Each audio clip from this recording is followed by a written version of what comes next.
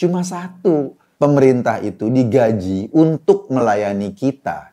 Termasuk juga gaji buat Menteri Kominfo. Untuk itulah kita rela bayar pajak. Untuk itulah kita rela dipotong gajinya agar negara punya duit buat menggaji orang-orang yang mestinya melayani kita. Pusat Data Nasional 2 yang berbasis di Surabaya terserang ransomware. Kira-kira ada 210 kementerian dan lembaga yang menitipkan datanya di sana. Sekarang, data itu nggak bisa lagi diakses. Sama aja kayak lu naruh duit di brankas, uang cash. Kemudian kunci brankasnya hilang. Duit lo nggak hilang, tapi lo nggak bisa gunain lagi. Karena ada dalam brankas itu dan brankasnya nggak bisa dibuka. Karena itu, datanya nggak bisa diakses, banyak layanan publik yang terganggu. Masyarakat dirugikan, kayak kita ini. Padahal tidak sedikit biaya yang dikeluarkan oleh pemerintah untuk membangun proyek pusat data yang prestisius itu. Kementerian Komunikasi dan Informatika sebagai lembaga yang bertanggung jawab tentu saja diserang kritikan bertubi-tubi. Masyarakat sebel. Kok bisa pusat data kita tewas mengenaskan begitu? Apalagi ternyata banyak kementerian lembaga yang nggak punya backup datanya. Pusat data kita loyo, nggak berdaya.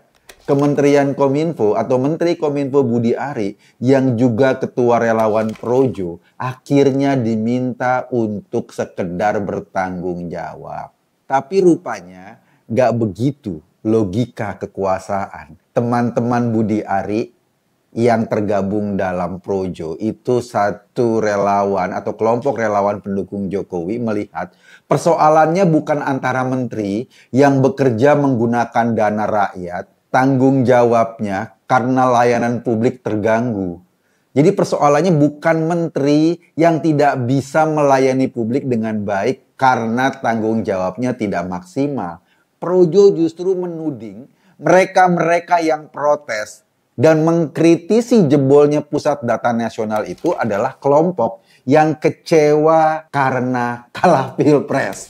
Artinya orang-orang yang komplain itu bukan kelompok yang masyarakat dirugikan, tetapi mereka cuma orang yang kalah pilpres. Dan mereka-mereka yang komplain itu menurut Projo ya, dipastikan bukan pendukung Prabowo Gibran di Pilpres kemarin. Gue sih heran dengan statement ini. Pilpres udah lewat. Dan kita semua yang kemarin berbondong-bondong ke TPS memberikan suara, sudah juga menerima hasil Pilpres. Pemenangnya sudah ditentukan oleh KPU maupun oleh MK.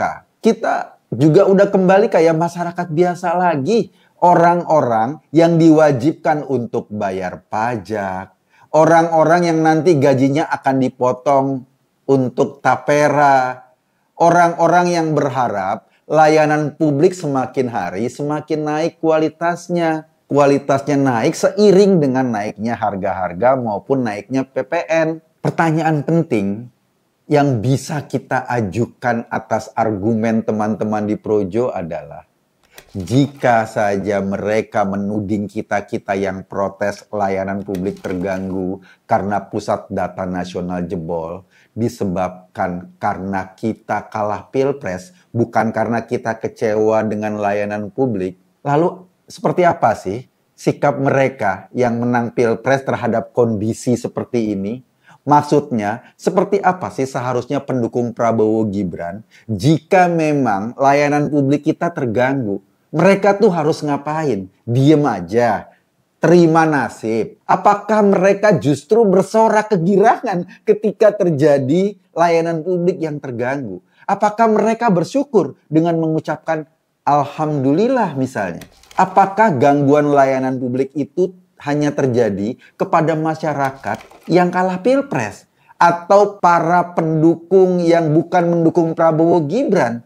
Sementara bagi pendukung Prabowo Gibran, sebetulnya mau jebol pusat data kek, mau layanan publik terganggu kek, Mau mereka antri berpanjang-panjang di Soekarno-Hatta kemarin kayak nggak masalah. Gua rasa sih nggak gitu juga. Misalnya ya, ketika terjadi antrian mengular di Bandara Soekarno-Hatta kemarin, akibat data imigrasinya kacau. Apakah yang kesel pada saat itu dan marah-marah karena kecapean antri, itu cuma pendukung Ganjar atau pendukung Anies? Apakah pendukung Prabowo Gibran yang baru saja balik dari luar negeri pada hari itu nggak harus antri di counter imigrasi yang berpanjang-panjang itu? Apakah mahasiswa-mahasiswa yang harusnya terdaftar di KIP, yang harusnya dapat beasiswa, sekarang harus mendaftar ulang? Ada 800.000 mahasiswa yang harus mendaftar ulang karena datanya hancur. Apakah layanan-layanan publik di beberapa kota yang sekarang bermasalah karena datanya nggak bisa diakses dan masyarakat yang menderita itu adalah mereka yang kalah pilpres. Sementara yang menang pilpres nggak menderita karena itu. Ini kan kacau banget. Atau apakah menurut logika Projo, para pendukung Prabowo Gibran justru bersikap sebaliknya? Mereka nggak marah-marah. Mereka sangat bersyukur kalau pusat data kita jebol. Mereka justru kegirangan jika itu terjadi. Kan logikanya aneh banget. Jika benar begitu logikanya, bahwa ini semata-mata adalah imbas dari pilpres, padahal kita sudah kembali menjadi masyarakat biasa. Gue cuma pengen bilang yang nggak bisa move on dari pilpres itu ya Projo. Karena mereka selalu membingkai semua persoalan kebangsaan dalam konteks copras-capres. Padahal sudah kelar. Pak Prabowo sudah terpilih sebagai presiden. Gibran sudah terpilih sebagai wakil presiden. Disahkan oleh KPU, disahkan oleh MK. Rakyat mah udah balik lagi beraktivitas secara normal. Sudah balik lagi menjadi rakyat biasa. Apa sih kepentingan kita sebagai rakyat biasa pada pemerintahan? Cuma satu, pemerintah itu digaji untuk melayani kita. Termasuk juga gaji buat Menteri Kominfo. Untuk itulah kita rela bayar pajak. Untuk itulah kita rela dipotong gajinya agar negara punya duit buat menggaji orang-orang yang mestinya melayani kita. Kalau ternyata pelayanannya terganggu, artinya kehidupan kita kan juga terganggu. Artinya kalau kehidupan kita terganggu ya kita wajar protes dong. Kalau kita protes ya nggak ada hubungannya dengan copras-capres. Nggak ada urusannya dengan siapa dukung siapa. Ini semata-mata urusannya dengan kepentingan kita sehari-hari. Gue sih yakin, seyakin-yakinnya. Mau pendukung Prabowo kek, pendukung Ganjar kek, pendukung Anies kek. Mereka juga sebel dengan layanan pemerintah yang jelek. Sebab layanan pemerintah yang buruk, yang kena masalahnya adalah kita, masyarakat biasa. Termasuk orang-orang Projo atau Protol itu misalnya juga kena masalah yang sama kayak kita.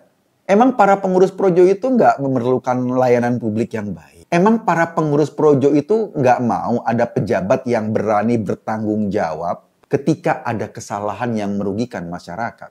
Justru menurut gue ya, yang seharusnya protes paling kenceng adalah orang-orang yang dulu pendukung pemenang Pilpres. Mereka sudah memberikan suaranya dengan ikhlas, sudah berkorban tanpa mendapat jabatan apa-apa. Karena mereka nggak tergabung di Projo, justru mereka akhirnya yang dirugikan sekarang. Sementara orang-orang Projo kan dapat jabatan.